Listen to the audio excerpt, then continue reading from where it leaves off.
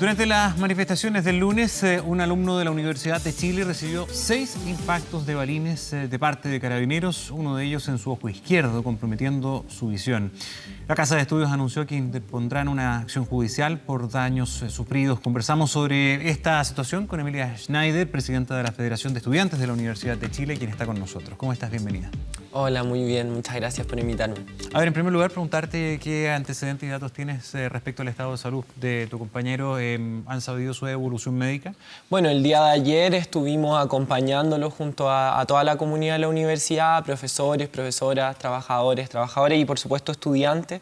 Y en la conferencia de prensa que ahí salía en la nota, junto con el rector y junto con la doctora que digamos que llevó a cabo su operación, se dio a conocer que efectivamente él estaba estable, pero lamentablemente producto de este perdigón él habría perdido la visión de su ojo izquierdo.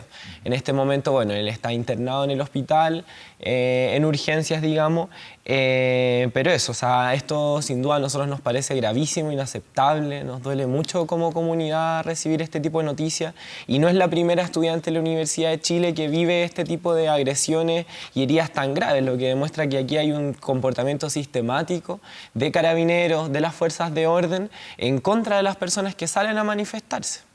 ¿Cuántas personas han sido lesionadas en la universidad? Es difícil todavía tener un catastro porque son muchas personas que son atendidas en distintos lugares. O sea, hoy día, por ejemplo, en la Federación de Estudiantes, en la sede nuestra, tenemos montado desde hace varias semanas ya algo así como un hospital de campaña, que en lo que va de todo este proceso de movilización ha atendido a más de 600 personas heridas por perdigones, por balines, personas convulsionadas por los gases lacrimógenos que lanzan carabineros. Entonces, como verán, es una cuestión absolutamente fuera de proporciones. Dentro de la Universidad de Chile, bueno, también el día lunes tuvimos un alumno que recibió un impacto de perdigón que pulverizó los huesos de su mano y que va a tener que recibir varias operaciones. Entonces aquí estamos hablando de una situación totalmente desmedida de parte de carabineros que, digamos, se salen totalmente de control y hoy día el gobierno ni siquiera es capaz de controlar esta situación tampoco. O sea, los llama a, por ejemplo, respetar los protocolos y los carabineros responden disparando con mayor intensidad, con una violencia en escalada y, por ejemplo, cometiendo este tipo de situaciones respecto a las lesiones oculares, que hoy día van en más de 200 casos, lo que pasa a llevar todos los protocolos de carabineros y sin duda los derechos humanos. Los límites de las facultades no están siendo respetados y no solamente el problema lo han tenido en la Chile. Esto ha sido transversal, hemos visto a la gente de la Católica también, desde el rector para abajo en la misma línea, no solamente por el uso de la línea, sino que sobre todo por el uso de gases y en fin. ¿Notas hay un cambio? Acá esto ha sido bien transversal, o sea, de la Chile a la Católica, digamos. El rechazo a la violencia de carabineros yo creo que ha sido bastante transversal. Aquí lo que ha faltado, creo yo, es una condena categórica de parte del gobierno de las situaciones de violación a derechos humanos que han habido por parte de carabineros y militares en esta semana. Creo yo que es muy difícil hoy día que efectivamente nos hagamos cargo de estas cuestiones si no hay voluntad política. O sea, el día de ayer... ¿Cómo ves tú la salida a este tema? Porque, sin duda, indiscutible que acá hay protocolos que no se han respetado. Eso ya es un hecho. Indiscutible. Indiscutible. Eso es así y eso debe corregirse. Sin embargo, también vemos imágenes de, por ejemplo, vehículos policiales que son intentados de volcar, utilización de elementos incendiarios para atacar a carabineros y carabineras. De pronto también les lanzan trozos de escombro de concreto en cabeza a carabineros jóvenes. ¿Cómo ves tú esta situación? ¿Por dónde debería ir el punto de encuentro? Porque necesitamos también restablecer dentro de todo un poco de paz, ¿no? No, bueno, sin duda aquí, desde los movimientos sociales, en particular desde la FECH todo el año, no hemos tenido un doble discurso. Nosotros condenamos la violencia, jamás hemos llamado a las movilizaciones que convocamos a, digamos, violentar ni destruir bienes públicos. Yo creo que lo que aquí sí ha habido un doble discurso, insisto, es de parte del gobierno, que el día de ayer nos llama a la paz, nos llama al diálogo, pero semanas atrás teníamos al presidente Sebastián Piñera declarándole la guerra a su propio pueblo, sacando a los militares militares a la calle, teniendo carabineros, digamos, en esta escalada de violencia, que insisto, se acaba el estado de excepción, pero seguimos teniendo muertos, seguimos teniendo violaciones, seguimos teniendo tortura y este tipo de acciones tan complejas. Entonces, solo para terminar, creo yo que aquí tampoco podemos caer en una lógica del empate. Lo que se necesita aquí es establecer, digamos, responsables políticos y penales por lo que está pasando. Y en ese sentido, el presidente Sebastián Piñera anuncia el día de ayer implementar la ley de seguridad del Estado. Y yo me pregunto, ¿la va digamos, a utilizar en contra de las personas que están de su lado? Director general de Carabineros, el ministro del Interior, tanto el saliente como el actual, que han sido absolutamente cómplices tanto de la impunidad como de las fuertísimas violaciones de derechos humanos que hemos visto. Ahora, la ley de seguridad del Estado es una herramienta que tiene el Estado para lograr el orden público también. O sea, que tenemos un problema. Sin duda, pero me pregunto yo cuáles han sido los resultados que eso ha tenido. Y insisto, yo creo que aquí el presidente Piñera elige criminalizar en vez de conmoverse un poco por los costos humanos que ha tenido este proceso. Y que si bien han habido, digamos, hechos de violencia de parte del movimiento, estos han sido aislados en comparación con todos los asesinatos, violaciones, torturas que han habido de parte de las fuerzas de orden. Dejemos el tema del empate y todo eso. Vamos a la práctica. Tú vas a las marchas, has ido a las marchas. ¿Quiénes son los que están detrás de los saqueos? ¿Qué es lo que tú percibes? ¿Qué es lo que has visto? ¿Qué tipo de gente es? Porque, a ver, lo han dicho las propias autoridades. Hoy día, el último balance de Carabineros, el alcalde de Santiago, hay más o menos un grupo de 1.000, 1.500 que son los que se dedican y que buscan eso. Estamos hablando de incendios, de saqueo, de destrucción de locales comerciales, de pequeñas empresas que están ya en bancarrota, no hayan qué hacer, el comercio no puede abrir. ¿Qué has visto tú? ¿Qué se especula dentro de ustedes? ¿Quiénes son? ¿Quién puede ser estos grupos? Creo que caracterizar un grupo es bastante difícil porque esta movilización es bastante transversal, pero creo que la respuesta a tu pregunta sale un poco de la misma formulación que tú haces. O sea, hablas de un grupo de 1.000 personas, que es lo que dice la autoridad.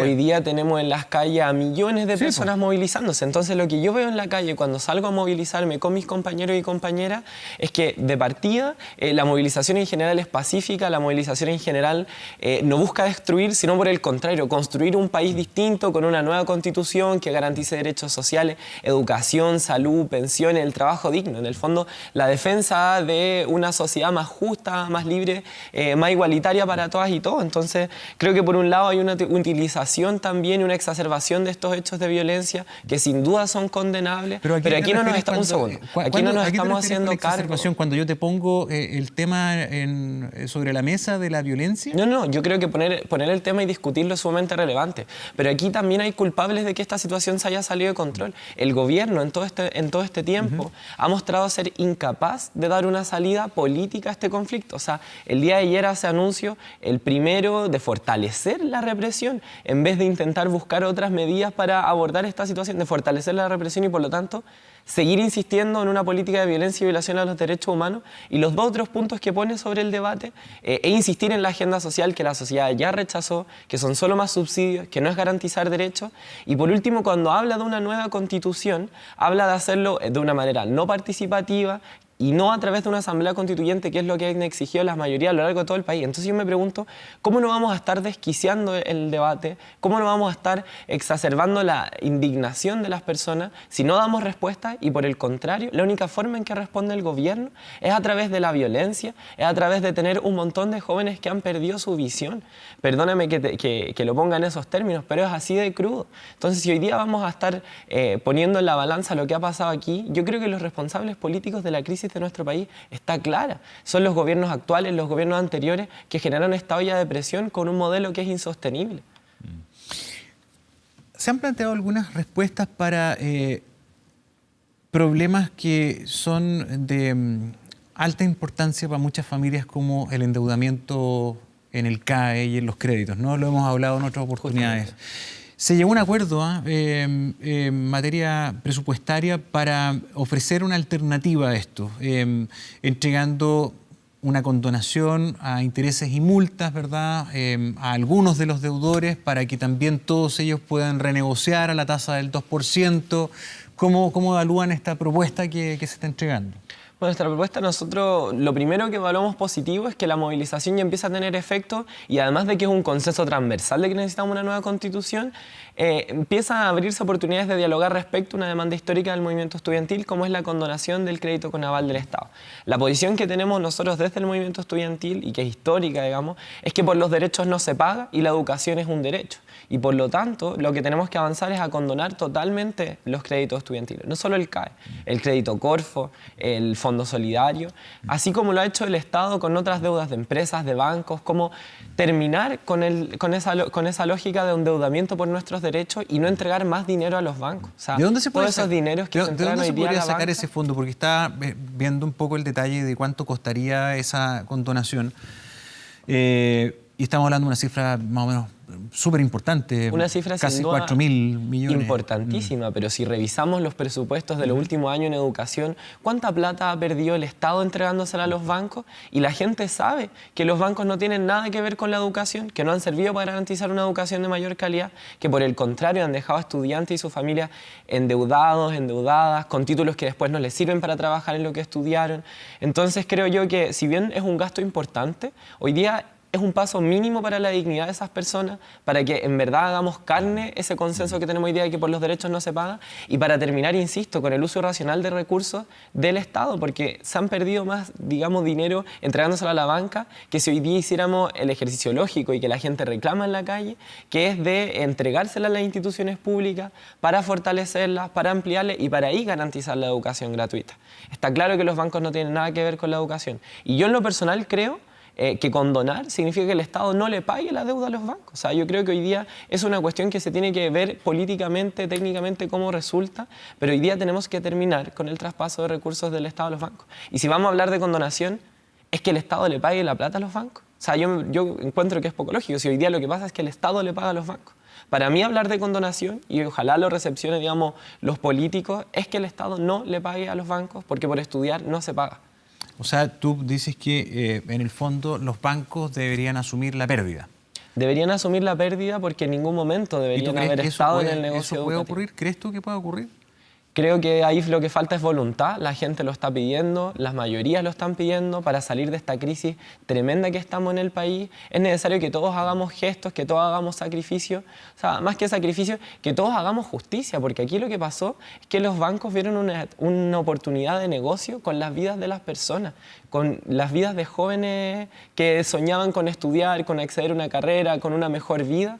Entonces creo yo que aquí es parte también de respetar los derechos humanos, el que la vida no sea un costo, el que la vida no sea un endeudamiento. Y creo yo que nos falta mucha humanidad en este país, insisto. O sea, los medios de comunicación, los políticos, hoy día falta mucha humanidad con lo que estamos viviendo en la calle, porque no son solamente estas cruentas situaciones como lo que pasó a Vicente el día de ayer, que pierde su visión, sino que también son años de precarización, de personas que están en la calle, de personas que ven sus bienes embargados por estudiar. Entonces hoy día seguir defendiendo este modelo y no estar dispuesto a ceder, que es lo que está haciendo el gobierno, el empresariado, es seguir acrecentando la crisis y es no tener ni un poco de humanidad. Emilia Schneider, muchísimas gracias por acompañarnos esta mañana. Muchas gracias a Que ustedes. tengas buen día.